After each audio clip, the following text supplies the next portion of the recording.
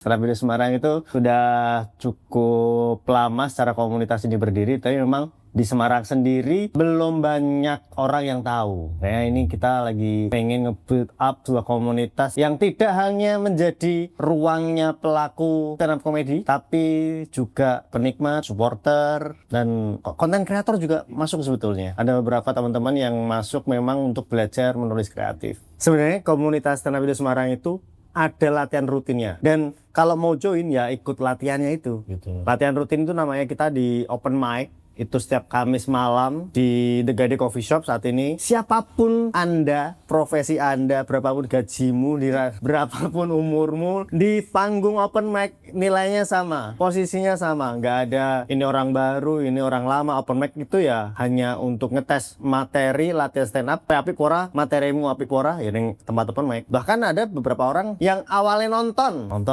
kayak iki wonge sering mlebu poster stand up tapi ra lucu ini. Saran akhirnya ya jajal nyobain stand up. Dan biasanya memang kalau pertama-tama ya wajar lah nggak lucu ya, namanya dia belum tahu cara teknisnya, teknik-teknik rulesnya dalam melakukan stand up comedy, wajar. Bahkan ini kita sekarang setiap Senin malam itu ada sharingnya. Sharing itu nanti kita bareng-bareng untuk membedah menulis materi, latihan delivery juga. Jadi Senin latihan, sharingnya nanti ada mentornya tuh, jadi dikelompok-kelompokin. Yang datang misalkan anggaplah 10 orang, nanti kita bagi menjadi 3 kelompok atau 4 kelompok untuk pada malam hari itu nanti mereka store premise atau ide digarap bareng-bareng per kelompok-kelompok itu, nanti dicobain di situ, langsung dievaluasi sama mentornya atau seniornya yang ada di situ, dan itu tetap gratis. Jadi ngelatih jam terbangnya tidak hanya di open mic, tapi ada sharingnya itu tadi juga. Dan di sharing itu lebih kental di penulisan. Makanya aku tadi bilang sebenarnya teman-teman yang di konten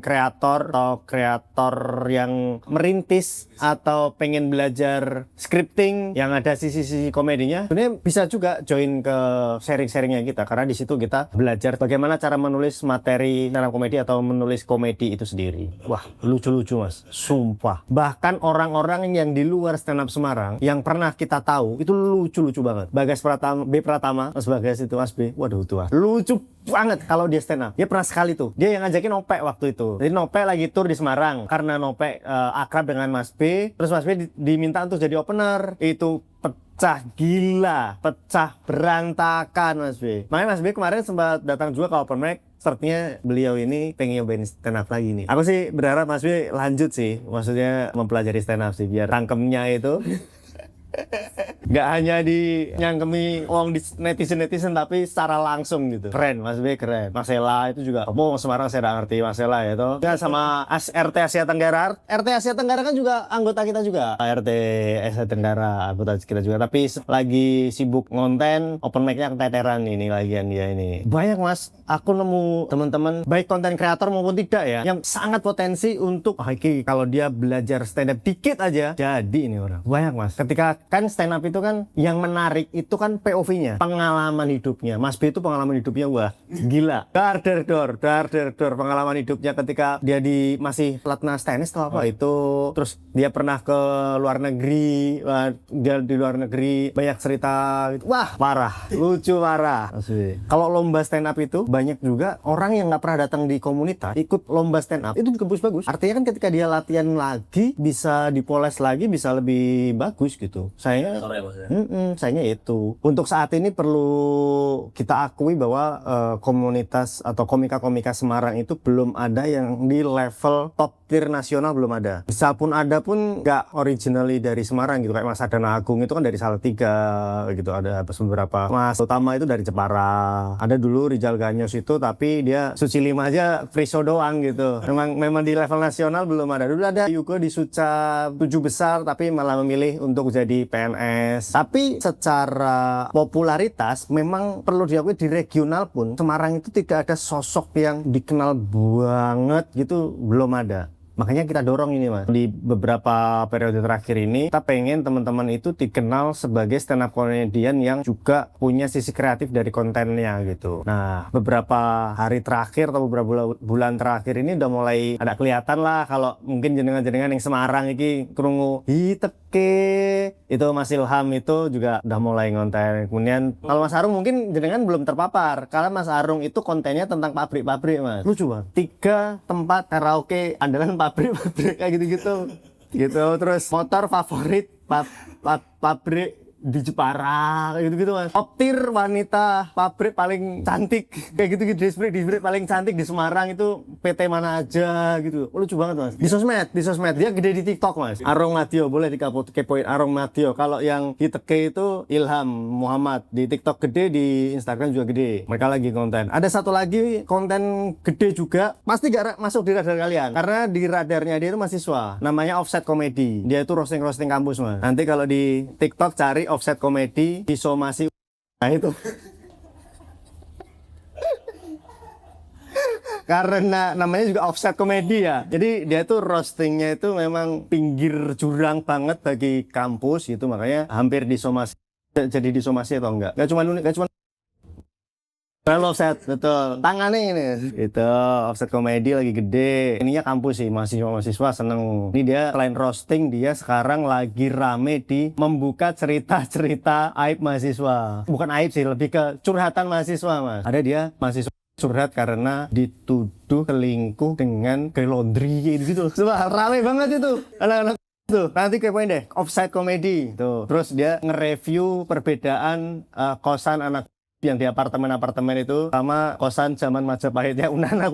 Kosan harga 300.000, 200.000 gitu. Itu direview gitu. Itu sahabat-sahabat kampus lah kalau offset komedi. Ada satu lagi sebenarnya, ada Aji Wibowo. Kalau yang offset komedi itu ada Restu Bimantara sama Rizky Swan. Kalau yang Aji Wibowo dengan Rio ini, dia bikin konten ini agak ini Mas. Bukan dark lagi ya. Dia itu mereka pro LGBT. Ya, dia itu konten-kontennya menuduh si temen kosnya itu homo gitu loh Mas. Tapi aku nggak tahu sih mereka homo beneran apa enggak, aku sih nggak tahu ya. Biar mereka sendiri yang menjawab kalau itu. Aji Wibowo di TikTok juga gede. Betul banget sih. Aku ngerasanya justru kalau musik itu kan, kalau kayak GME, Sereal itu kan udah di level nasional tuh Mas. Ternyata meskipun dengan label Semarang sing jare, Semarang itu kesenian raiso segede kayak Jogja, Solo dan lain-lain, GME bisa membuktikan itu gitu ya. Sereal bisa membuktikan itu gitu. Nah, saya pengen juga nanti Semarang ini lewat stand up comedy juga bisa membuktikan bahwa sajane bukan karena Semarangnya,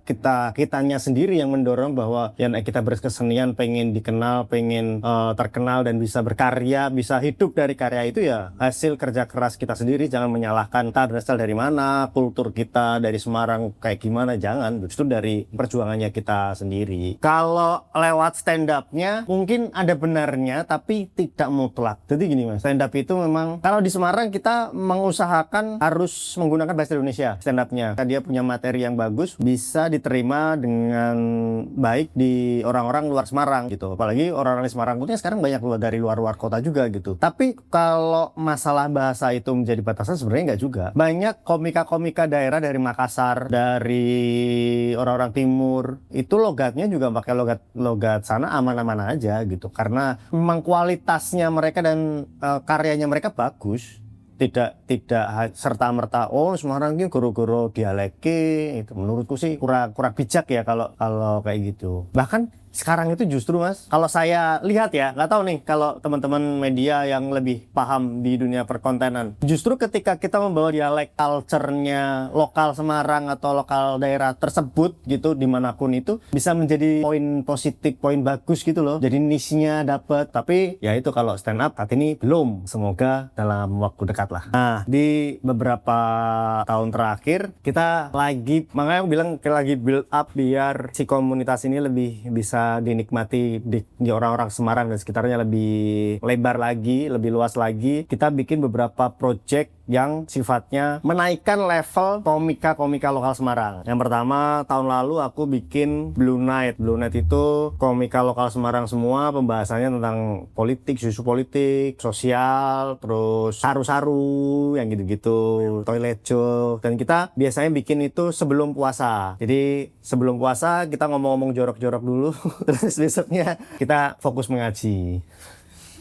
Blue Night tahun ketiga, dan line up-nya selalu headliner Ipang. Ada namanya Ipang, itu dia sangat fasih untuk berbicara jorok. Menurut saya Ipang juga salah satu komika Semarang yang potensi banget untuk di segmen 21 plus. Materi-materinya dia itu, kalau saya di Jakarta mungkin atau di level nasional ada Abraham Tino, ada Rindra Dana. Rindra Dana itu yang punya Dinas Kegelapan. Dinas Kegelapan. Kementerian Kegelapan. Kementerian Kegelapan itu kan materi-materinya wah ngeri-ngeri kan. Nah, salah satu kalau di Semarang tuh ada Ipang nih namanya, dia malaikat aja yang ada di sini dengerin materinya Ipang kayak gitu.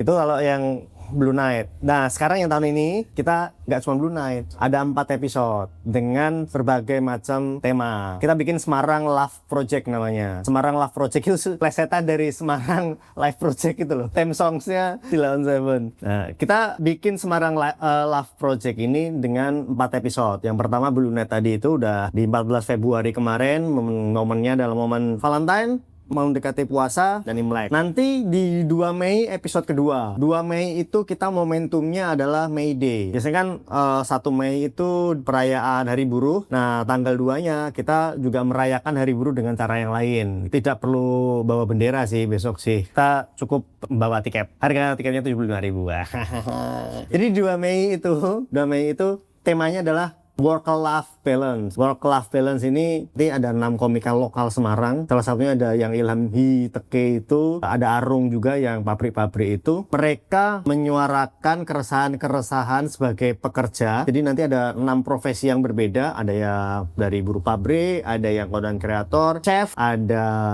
pengangguran, ada yang polisi. Itu menyuarakan keresahan-keresahannya masing-masing karena momentumnya kan momentum Hari Buruh gitu. Dan kayaknya sih antusiasmenya kemarin pas ketika dibuka lumayan banyak karena keresahan-keresahan bersama mungkin ya sebagai pekerja gitu akan diwakilkan sama mereka-mereka ini. 2 Mei amankan tiketnya sebelum diamankan HRD. Kalau ketiga itu momentumnya adalah siswa masuk kampus. September itu kan ospek tuh, musim-musim ospek tuh September. Nah, kita juga bikin nanti line up-nya itu semuanya mahasiswa. Dari ada anak UNES, ada yang anak UIN, dari Undip, adalah beberapa. Nah, itu kita ambil dari teman-teman. Tahun lalu aku bikin kompetisi antar kampus, menarungkan komika atau mahasiswa paling lucu di kampus tersebut. Kita tandingkan, ada 8 kampus dan juaranya waktu itu ada UNES, Undip sama UT kalau nggak salah, ada UT. Nah, si juara-juara ini kita bikinkan panggung di momen ospek itu di September. Tapi nggak di kampus sih kita bikinnya nanti adalah tempatnya kita rahasiakan dulu. Sama yang keempat, nah yang keempat ini spesial.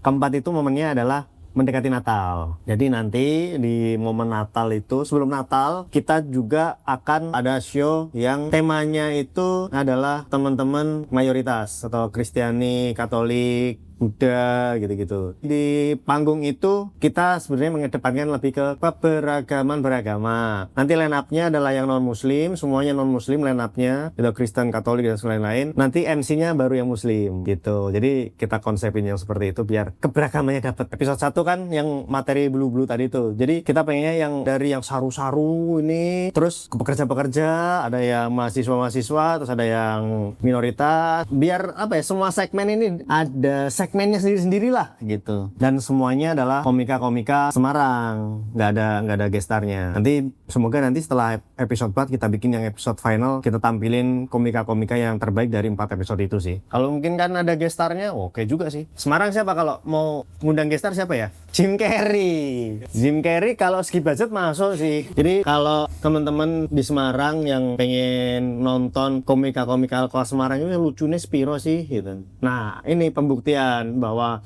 bisa kok teman-teman lokal Semarang, stand up komedian Semarang itu ada di level kelucuan yang tidak kalah lucu yang ada di YouTube dan clipper Instagram. Cek di postingan IG Stand Up Indo Semarang ada informasi tiket dan link pembeliannya.